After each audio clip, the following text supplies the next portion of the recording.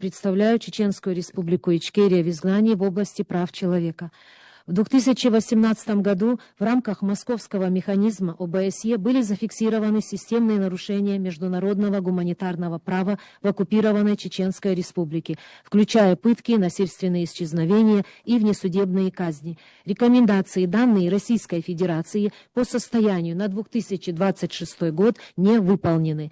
После начала полномасштабной войны против Украины задокументированы случаи коллективного давления на семьи лиц чеченского происхождения, рассматриваемых как защищаемое и фактически находящееся под контролем оккупирующей власти населения. Родственники таких лиц подвергаются задержаниям, пыткам и жестокому обращению с целью получения информации о местонахождении разыскиваемых, либо принуждения к прекращению их деятельности. Эти действия противоречат статье 33 4 Женевской конвенции и статье 51 дополнительного протокола 1, которые запрещают насилие, угрозы и принуждение в отношении гражданского населения.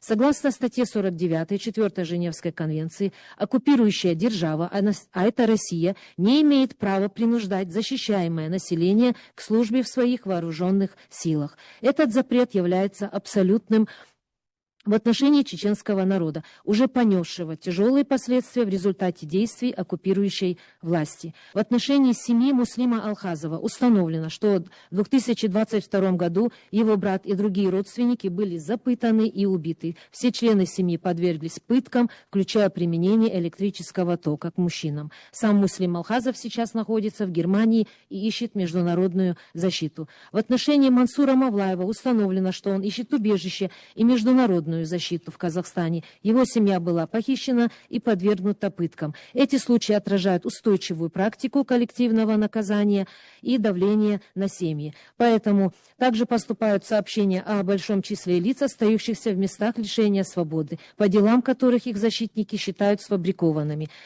В этой связи мы призываем государство ОБСЕ возобновить международный мониторинг, обеспечить выполнение рекомендаций московского механизма, усилить защиту лиц, ищущих международную защиту, поддержать независимое документирование и расследование. Спасибо за внимание.